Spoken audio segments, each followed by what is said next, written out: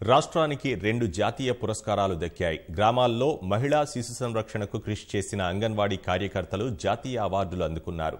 ఢిల్లీలోని ప్రవాసీ భారతీయ కేంద్రంలో కేంద్ర మహిళా శిశు సంక్షేమ శాఖ మంత్రి మేనకా గాంధీ పురస్కారాలు ప్రదానం చేశారు.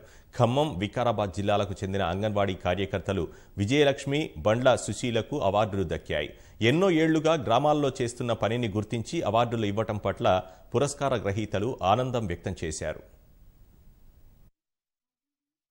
నేను విలేజ్లో పల్స్ పోలియో అట్లాంటి ప్రోగ్రాంలు చాలా చక్కగా 100% నిర్వహించిన. మా ఏరియాలో పల్స్ పోలియో రాకుండా నిర్మూలించగలిగినాము.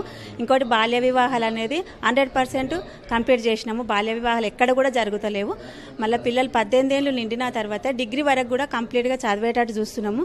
ఇంకా నిరుపేదలు ఎవరైనా ఉంటే వాళ్ళకు నేను నా సొంత డబ్బులతో సహకరించి ఒక నలుగురిని చదివించగలుగుతున్నా.